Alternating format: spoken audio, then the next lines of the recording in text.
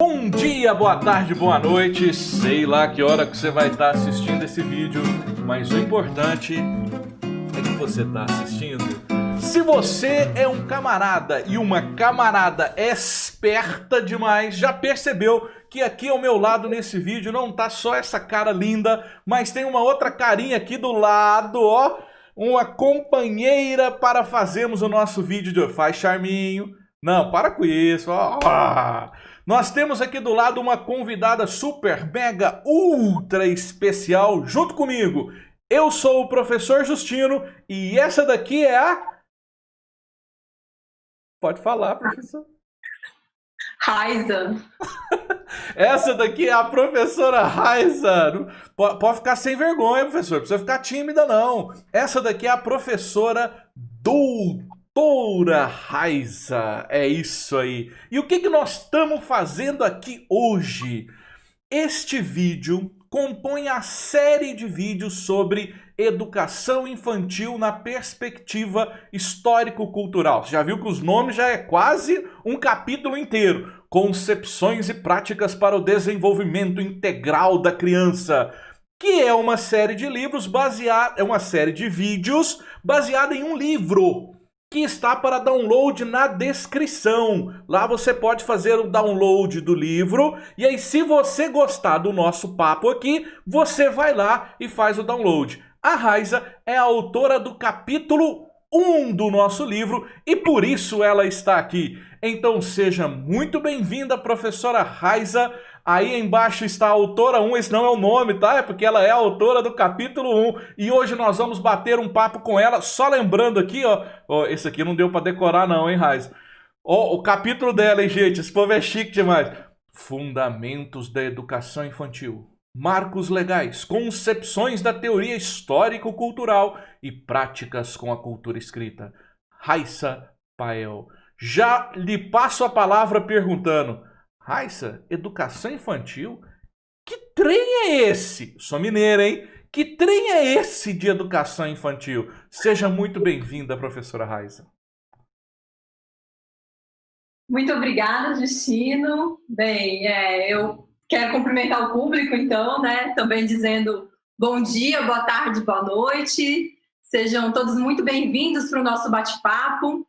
E é uma honra estar aqui conversando com o Justino. Eu quero contar para vocês um pouco dos bastidores, mas eu sou da mesma turma de doutorado que o Justino, e foi assim que nós nos conhecemos, e realmente assim, eu estou muito feliz de poder participar do canal dele, né, de apresentar esse trabalho para vocês, e eu espero assim que contribua. Voltando um pouco à pergunta então do Justino, né, sobre a educação infantil. Bem, esse é o tema principal do capítulo e do que a gente vai discutir aqui hoje. E aí eu quero salientar para vocês, então, algumas leis, né? Porque para a gente entender quais são esses fundamentos da educação infantil, eles estão postos na legislação, né? Nos marcos legais. E a primeira questão que a gente precisa entender, saber, é que a Constituição Federal de 88, ela traz a educação infantil como um direito da criança e um dever do Estado ofertá-las em creches e pré-escolas. E aí, quando a gente tem, em 96, a promulgação da LDB, da Lei de Diretrizes e Bases, a LDB vai estabelecer que a educação infantil é a primeira etapa da educação básica. O que isso significa, então? Significa que a educação infantil ela não está na assistência social, como ela costumava estar. Então, a gente tem uma ideia de creche compensatória, da creche como um lugar para as crianças pobres, né? Que a mãe tinha que trabalhar, não tinha onde deixar o seu filho, deixa na creche, põe na creche. Ou se não pensar que essa creche, né, ainda ligada a essa ideia da assistência social, é uma creche na vizinha, a vizinha do bairro. E lá onde eu morava, né, lá em Campo Grande, onde eu cresci, a minha vizinha, ela cuidava das crianças. E daí o povo falava assim, não, meu filho fica ali na creche da Dilma, né, que era essa mãe que cuidava de outras crianças também. Mas aí a gente tem as diretrizes curriculares nacionais da educação infantil estabelecendo que essa etapa, que a primeira etapa da educação básica, ela não acontece em ambientes domésticos. E isso precisa, assim, tá muito claro para a gente. Mãe crecheira, ele não é legal. Não é legal no sentido literal da palavra, porque nós temos aí toda uma legislação que preconiza essa etapa como educativa. É claro que, como a gente está tratando de crianças pequenas, a gente tem que o cuidado e a educação, eles devem caminhar juntos na educação infantil. Bacana. Mas também... Pode concluir, Raíssa, desculpa. Só para concluir, Justino, que ao mesmo tempo a gente não pode ir para os extremos e achar que então a gente vai ter que escolarizar as crianças. Já que a educação infantil então a primeira etapa da educação básica, então a gente vai preparar as crianças, ou a gente vai escolarizar as crianças, alfabetizar as crianças nessa etapa, né, nesse período. Então vamos lá, só para a gente organizar aqui, Raíssa. Então você já trouxe para nós a ideia dos marcos legais. Temos que ir lá na nossa legislação. Primeira delas, a nossa Carta Magna, 1988, a Constituição Cidadã, que está em vigor. Depois, o nosso grande documento que rege a nossa vida, a 939496, correto? Exatamente. E depois, qual que vem? As diretrizes curriculares nacionais para a educação infantil, que são de 2009. Perfeito, Raíssa. Então, se eu quiser ir atrás de legislação e saber como que isso está organizado no Brasil, esses são os meus documentos iniciais de trabalho, correto? Corretíssimo. Massa demais, Raíssa. Só que aí no final você falou uma coisinha que me deixou uma purguinha aqui atrás da orelha. Essa relação entre o cuidado e o educar. Na educação infantil, essa é uma relação que sempre caminha muito próxima, né? E às vezes a gente confunde. Então, essa educação infantil é para educar ou é para cuidar? Então, a gente tem que elas são indissociáveis no trabalho desenvolvido com as crianças pequenas. A gente não tem como separar o cuidado da educação, principalmente com os pequenos. Só que essa ideia, ela serve para a gente até o doutorado, porque não tem como um professor trabalhar, né, seja orientando, seja com as crianças, com os adolescentes, ou seja com os menores, sem cuidado. Né? A gente não se relaciona com o ser humano de qualquer forma. Raíssa, então quando eu levo a minha criança para a creche, não, é educação, não, mas é o nome consagrado, estou levando a minha criança para a creche, né? E aí, pensando aqui sobre o que você produziu, né? As práticas com a cultura escrita e os fundamentos da educação infantil, o que eu devo esperar, ou melhor, o que essa instituição educacional que vai se responsabilizar pela educação infantil, quais são as práticas dessa instituição? Ela vai fazer o quê? Qual é esse momento? É o momento de eu alfabetizar, de eu ensinar a ler, ou é o momento de eu brincar? Qual é essa relação nesse lugar que nós escolhemos para colocar as nossas crianças? Bem, e aí a gente vai, para pensar sobre isso, Justina, a gente vai de novo ter referências nos documentos legais. Em 2017, a gente aprovou, então, a Base Nacional Comum Curricular para a Educação Infantil. E a base, ela não é o currículo da educação infantil, mas ela vai nortear um trabalho que deve ser realizado com as crianças.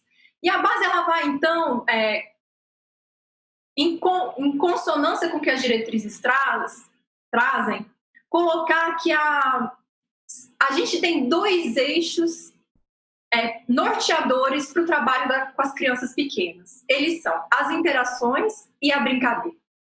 Então, a gente tem que pensar que a educação infantil ela se estrutura assim, a partir do cuidado e da educação, tendo, então, sendo permeada pelas interações e brincadeiras. Interações com quem? Com todo mundo que está nesse espaço não doméstico, né? Onde a creche funciona, onde a pré-escola funciona. E esse trabalho ele tem que ser realizado para promover o desenvolvimento da integralidade do sujeito. Na educação infantil, a gente vai ter, então, 6 direitos de aprendizagem, que vão se desdobrar, então, no trabalho a ser realizado em campos de experiência. Então, a gente não tem disciplinas na educação infantil. Nós não temos conteúdos curriculares na educação infantil. Nós temos que, o professor da educação infantil, ele tem que promover experiências, ele tem que ser aquele que vai pensar em como propor às crianças experiências com a cultura humana, com aquilo que tem sido produzido pelo homem, não só localmente, mas em termos mundiais também, porque a gente pode falar sobre o mundo com as crianças pequenas.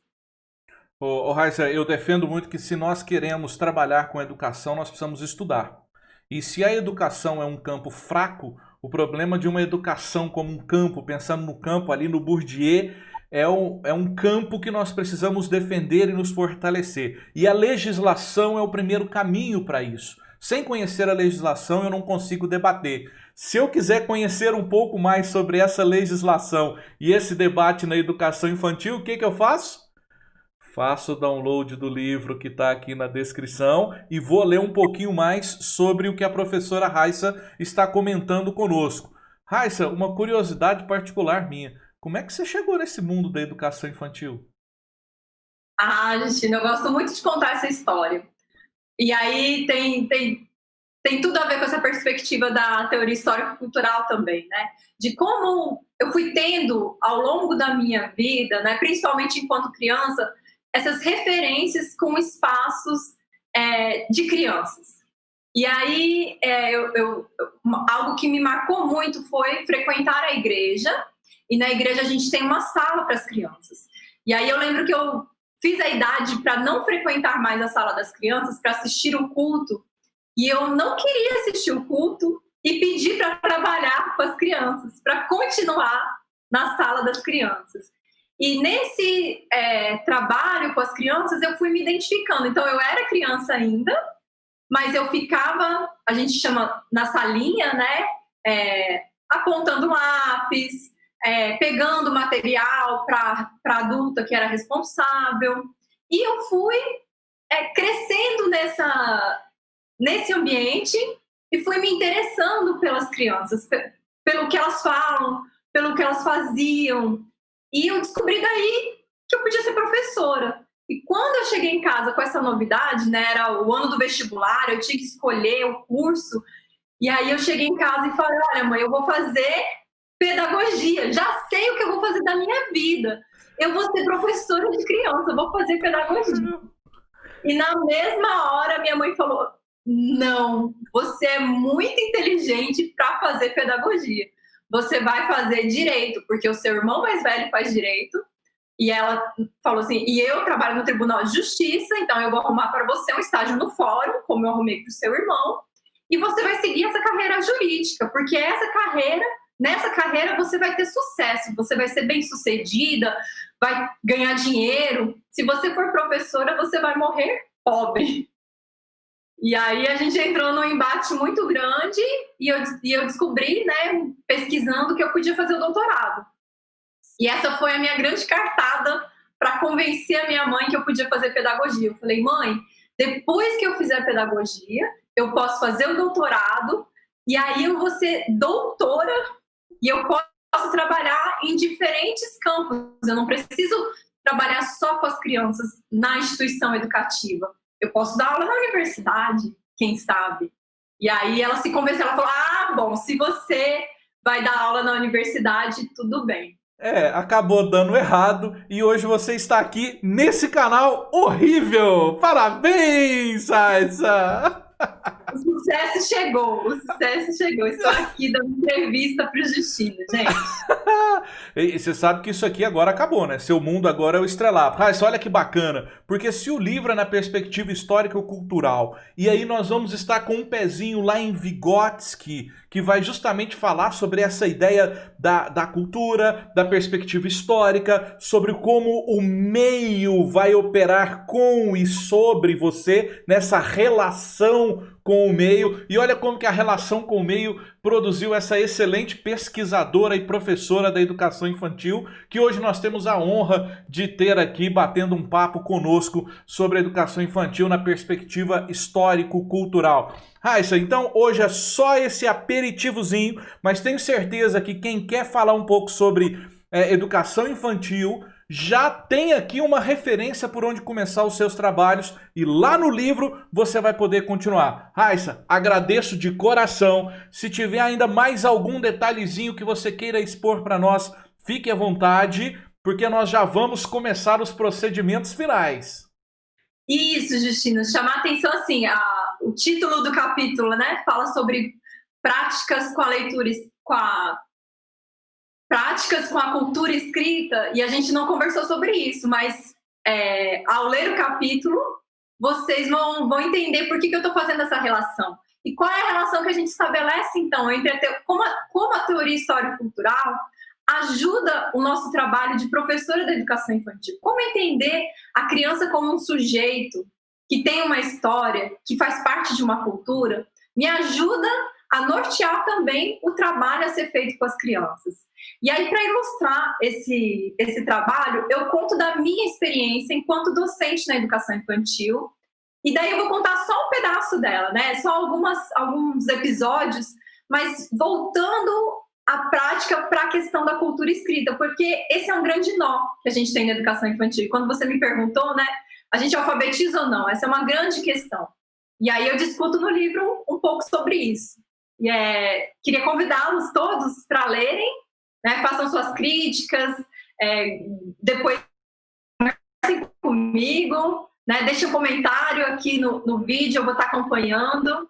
E é isso, Justino. Muito obrigada pela oportunidade, obrigada pelo bate-papo, obrigada a quem ficou com a gente, né, até agora e assistiu até o final do vídeo. Um grande abraço para todo mundo.